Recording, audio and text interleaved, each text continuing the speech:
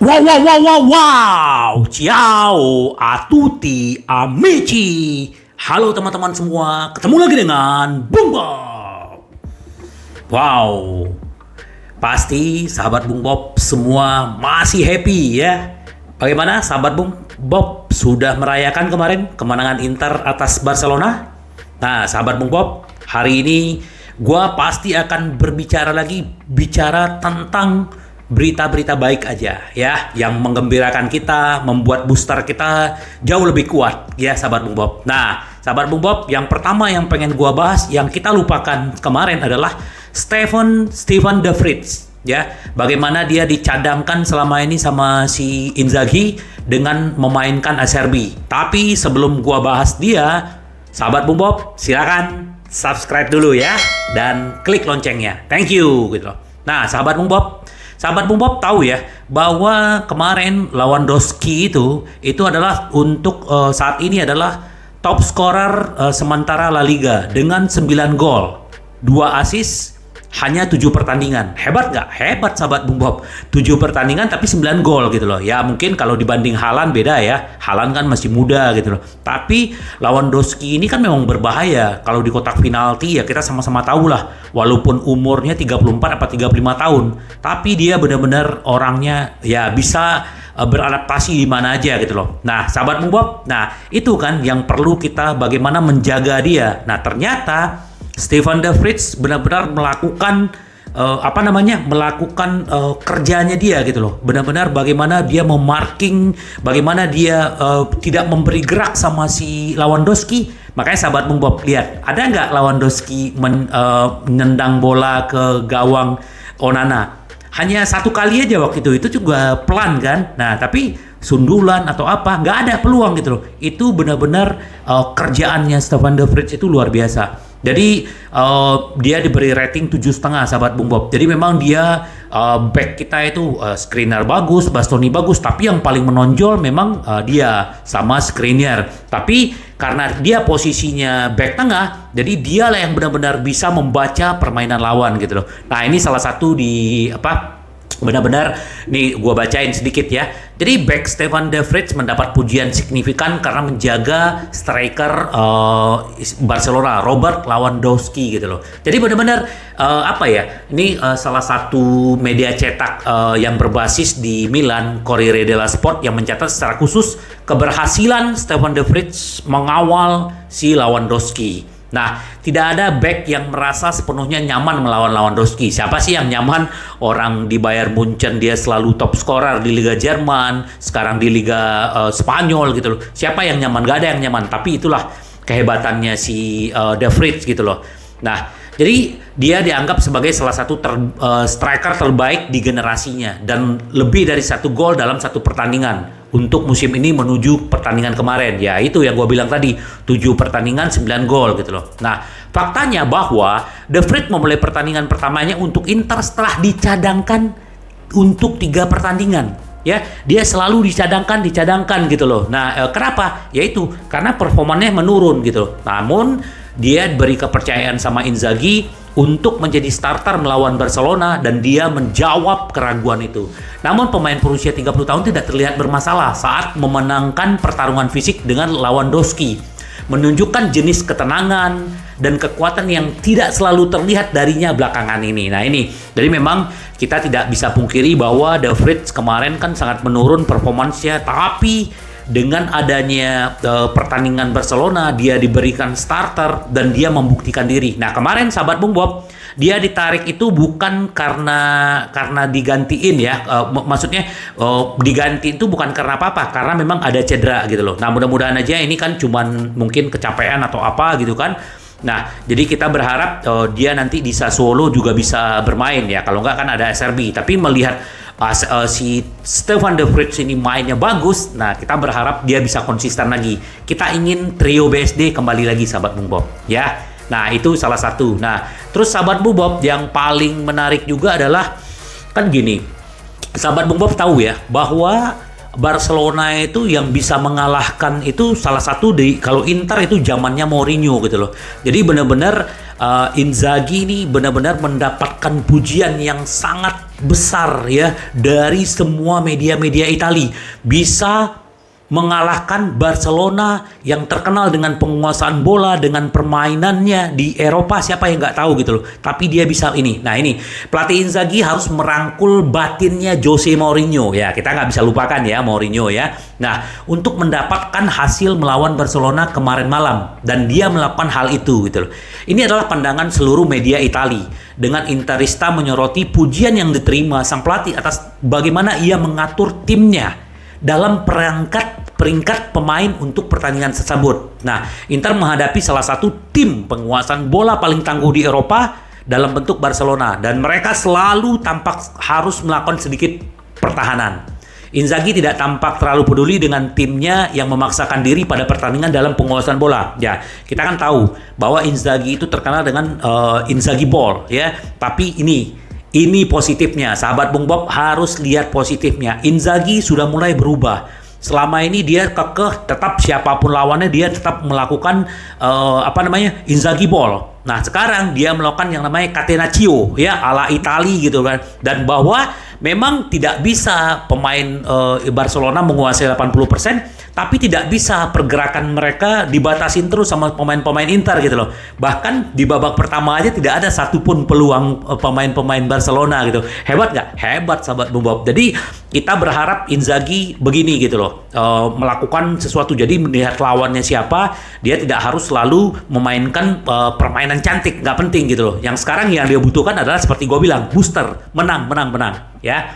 Nah, sebaliknya pelatih menekankan untuk menjaga bentuk pertahanan yang kompak dengan segala cara dan tetap aktif selama 90 menit. Sahabat Bung Bob, salah satu yang perlu kita soroti adalah Hakan. Hakan sangat berkembang banget di zamannya Inzaghi.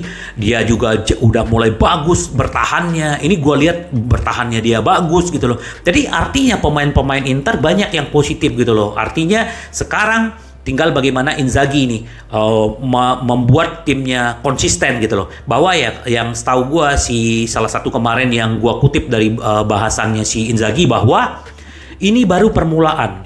Bagaimana kita mau follow up, bagaimana kita konsisten, ya kan? Kalau hari ini kita menang melawan Barcelona, bagaimana kelanjutannya? Kan itu, bagaimana mempertahankan intensitas tadi, bagaimana mempertahankan fighting spirit tadi, bagaimana mempertahankan karakter kita, bagaimana kita mempertahankan identitas Inter. Itu yang paling penting sahabat Bung Bob. Jadi salut buat Inzaghi ya, dia juga ya dengan pujian ini jangan membesarkan kepala kita. Itu yang gua bilang. Kita nggak perlu ngapain kita sombong, membumi aja, rendah hati aja, nikmati kemenangan ini.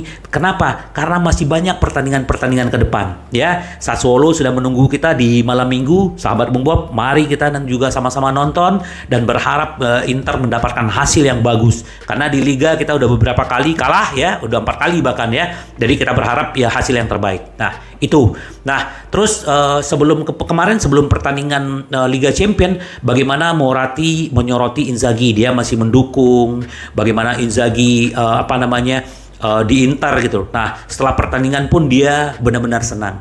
Moratti sangat senang dengan apa yang ditampilkan Inzaghi dengan mengalahkan Barcelona, itu luar biasa kata dia. Jadi benar-benar ini adalah kenapa? Karena selama ini kan di bahunya si Inzaghi itu bebannya berat ya. Kritikan di mana-mana, terus hasil yang tidak kunjung datang. Tapi inilah bagus banget katanya. Jadi dia membalikin prediksi semua orang bahwa Inter tuh bakal kalah lawan Barcelona. Itu kan selalu gue bilang gitu.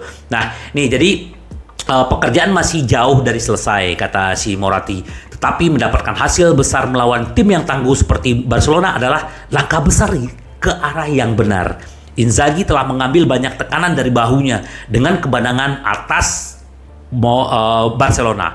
Moratti mengatakan bahwa mereka telah melakukan dengan baik untuk pulih, dan saya harus memberikan selamat kepada Inzaghi yang melakukannya dengan baik dan menempatkan tim yang hebat di lapangan. Gila. Thank you, Moratti ya. Nah, udah dari Moratti itu, nah sekarang kita juga mau dengar juga yang selalu menyoroti Inter dan sering istilahnya dia bukan mengkritisi sih, dia sering banget memberikan komentar-komentar menurutku sih positif ya. Ini dari dari mantan pelatih Real Madrid AC Milan ya, Fabio Capello ya. Jadi dia bicara efek positif penampilan kiper Andre Onana adalah dirasakan melalui seluruh pertahanan Inter. Benar banget. Nah, mungkin salah satu juga ya, cuman ini kan kira-kira aja ya. Bisa aja sih De Vrij, si Skriniar, Bastoni itu merasa nyaman karena ada Onana. Onana yang benar-benar bermain, dia itu benar-benar bisa memotong gitu. Jadi dia tidak hanya melongo atau melihat aja bola. Kalau memang dia merasa itu dia harus maju, dia akan keluar dari sarangnya gitu loh. Nah, itu bagusnya dia gitu loh. Nah, jadi Capello menyoroti bagaimana gaya percaya diri pemain Kamerun itu tampaknya meningkatkan penampilan para bek di depannya. Onana tidak memiliki banyak pekerjaan yang harus dilakukan melawan Barcelona. Benar banget. Kenapa? Walaupun istilahnya menguasai permainan, Barcelona tidak banyak menembakkan ke gawangnya Onana, hanya 2 kan, save-nya Onana itu doang gitu loh. Nah, dalam hal ini Onana membuktikan diri dengan cara mengklaim umpan silang.